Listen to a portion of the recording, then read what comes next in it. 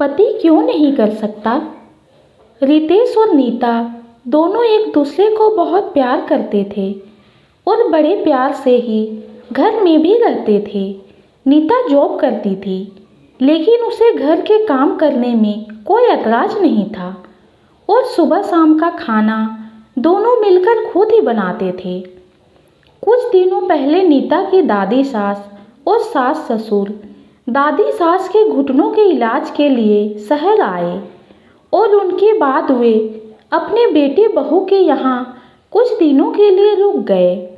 अब घर और ऑफिस के साथ साथ जिम्मेदारियां भी बढ़ गई। अपने बेटे बहू के व्यवहार और एक दूसरे के प्रति प्यार सम्मान देखकर नीता की सास बहुत खुश रहती थी और अपनी बहू की तारीफ सब जगह करती रहती थी। लेकिन दादी सास और ससुर जी हमेशा मुंह टेढ़ा किए रहते। नीता कुछ भी करे, दादी सास कमी निकाल ही लेती और सहमति में ससुर जी हामी भर देते। नीता को ज़्यादा मेहनत ना करना पड़े, इसलिए किचन में रितेश नीता की हेल्प कर देता था, क्योंकि उनकी कामवाली बाई छुट्टी पर थी। ससुर जी और दादी सास कई दिनों से यह सब देख रहे थे। एक दिन जब रितेश नाश्ता बनाकर नहाने चला गया तो दादी सास ने नीता से कहा, बहू, तुम्हें शर्म नहीं आती है पति से रसोई में काम करवाते हुए? तुमसे नहीं होता है तो मत करो, तुम्हारी सास कर लेगी घर के काम। लेकिन क्या यह अच्छा लगता है कि मर्द काम करे? यह हमारे घर का रिवाज नहीं है जो आदमी रसोई में जाकर खाना बनाए।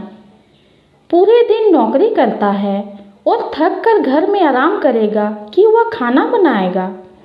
खाना बनाने का काम लड़कों का नहीं होता है बहू, लड़के तो बाहर काम करने के लिए होते हैं। नीता ने भी अपनी दादी सास को प्यार से जवाब देते हुए कहा, दादी, मुझे तो लगता है कि आप मुझे जो प्यार से बहू कहती हैं वह तो सिर्फ दिखावा ही है। मैं भी तो नौकरी करती हूँ, मैं भी थक जाती हूँ, लेकिन फिर भी मैं घर का सारा काम करती हूँ। आपका पोता नौकरी करता है तो मैं भी तो नौकरी करती हूँ, तो आखिर वह घर का काम क्यों नहीं कर सकता? लड़कियों को पढ़ा लिखा कर समाज में बदलाव तो कर लिया, लेकिन लड़कियों को अभी भी वह दर्जा नहीं मिला जो लड़कों को मिला है। अभी भी लड़कियों को यह माना जाता है कि वह नौकरी भी करे और घर का काम भी करे। ऐसा क्यों? दुख की बात तो यही है दादी जी कि जितनी कोशिश लड़कियों के लिए समाज में बदलने की हो रही है, अगर उसमें से थोड़ा सा भी प्रयास लड़कों को बदलने के लिए किया जाए तो समाज बिल्कुल ही बदल जाएगा। अगर सच में बदलाव लाना है तो सबसे पहले घर में लड़कों की पुरानी परवरिश का तरीका और सोच बदलनी पड़ेगी, ताकि जब ज़रूरत पड़े तो वह अपनी बीवी की मदद तो कर ही सकते हैं। रही बात माँ जी की, तो उनकी भी उम्र हो गई है, उनको भी आराम की उतनी ही ज़रूरत है जितनी आपको और पापा जी को है। बहू होने का मतलब ये नहीं कि उसको इंसान न समझकर मशीन समझ लिया जाए। ससुर जी ने बीच में नीता की बात को काटते हुए कहा, अब तुम मेरी माँ को ज्ञान दोगी? तुमको इतना भी नहीं पता कि बड़े बुजुर्गों से कैसे बात करते हैं? तभी नीता की सास ने कहा, नीता ने कुछ भी गलत नहीं कहा। बहू, तुमने सही कहा, हमें अपनी सोच बदलने की ज़रूरत है कि लड़की नौकरी करे या ना करे, लेकिन खाना वही बनाएगी। अगर लड़के ने हेल्प कर दी तो इसमें कोई बहुत बड़ा अपराध नहीं हो गया। मैंने भी कई बार माँ जी को समझाने की कोशिश की, हर बार नाकाम रही। इसलिए मैंने रितेश को घर के सारे काम सिखाए ताकि मेरी बहू को मेरी तरह किसी समस्या का सामना ना करना पड़े। हम अक्सर लड़कों के घर का काम करने को लेकर यही सोचते हैं कि लोग देखेंगे तो क्या सोचेंगे कि अपने पति या बेटे से खाना बनवाती है।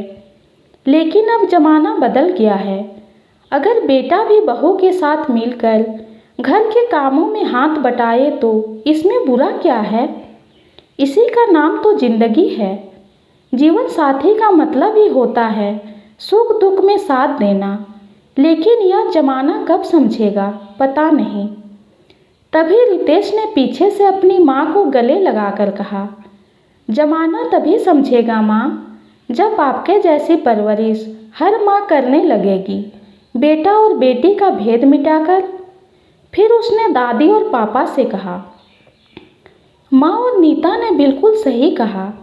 आखिर पति क्यों नहीं कर सकता घर के काम। जब घर दोनों का है तो घर के काम और जिम्मेदारी भी दोनों की ही हुई ना। ये कहानी आपको कैसी लगी कमेंट में ज़रूर बताइए।